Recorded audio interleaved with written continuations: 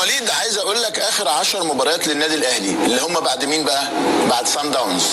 الاهلي فاز في 9 وتعادل في 1. التعادل ده بطعم الفوز مع الرجاء في الرجاء.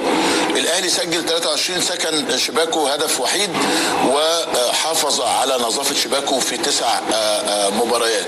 ماذا تعني هذه الارقام بعد هزيمه قاسيه والكل توقع ان هتكون بمثابه انهيار للنادي الاهلي؟ لا، ما احنا متفقين النادي الاهلي الحمد لله ما بينهارش. وانا كنت مع حضرتك هنا على فكره ال10 مباريات دول فيهم بطولتين، بطوله الكاس وبطوله السوبر. بالظبط. نعم. ولا وكان في مره كنت مع مدام لميس، كان في يوم في اخفاق للكره المصريه كلها. نعم. كان المنتخب الشباب اتغلب من السنغال 4، وكان تقريبا الاهلي في دوري المجموعات متعثر، وكان منتخب مصر الكبير، وكان نادي الزمالك تقريبا خرج من افريقيا. قلت لها كده طلعي النادي الاهلي بره الحسبه دي.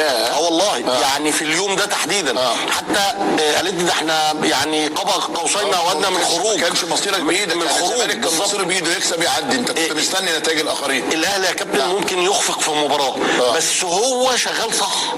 يعني النادي الاهلي من احسن الانديه او من الانديه اللي شغاله صح في الكوره. اولا موفر كل حاجه للجهاز الفني، ما بيتدخلش في عمل الجهاز الفني ابدا. عنده استقرار اداري، عنده استقرار مادي، جايب لعيبه هي احسن لعيبه في مصر. ما هو في الاخر انت برضو هو ده المتاح. نعم. اذا كنت انت عايز تبقى يعني احسن نادي في افريقيا، نعم. فهو اللعيبه دي المتاحه. نعم. سواء في مصر او هنا بقى بره مصر ممكن اجيب احسن من كده شويه، ممكن ادفع اكتر من كده واجيب، لكن كمنظومه انا شغال صح. نعم. فبالتالي انا ممكن اتغلب في مباراه، ممكن اللعيبه ما تبقاش موفقه في مباراه، لكن كسيستم انا شغال صح. قافل على غرفه الملابس بتاعتي، اللعيبه كلها منضبطه، في التزام، في انضباط، فبالتالي لازم النتائج تيجي كويسه.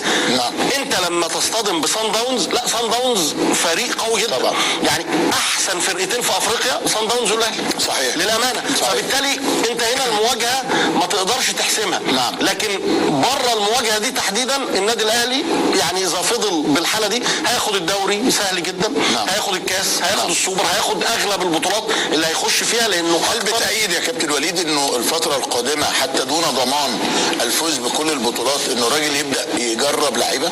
هو اوريدي عامل كده.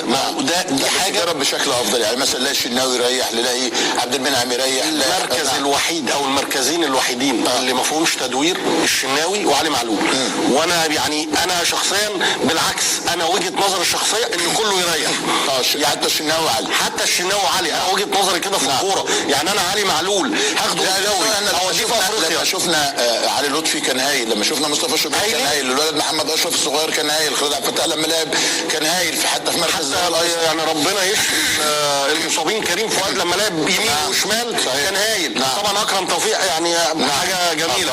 بس الفكره فيها يا كابتن شوبير مفيش حد في العالم بيلعب كل المباريات. حتى في الريال، حتى في برشلونه، حتى في المان سيتي، كله التدوير والروتيشن. فالراجل عامل بذكاء شديد فكره انه يطلع محمد هاني في الدقيقه 80 كل مباراه، دي فكره رائعه. انا بريحه اخر 10 او ربع ساعه، دول مهمين جدا في الاستشفاء. واللي بيلعب مكانه امان.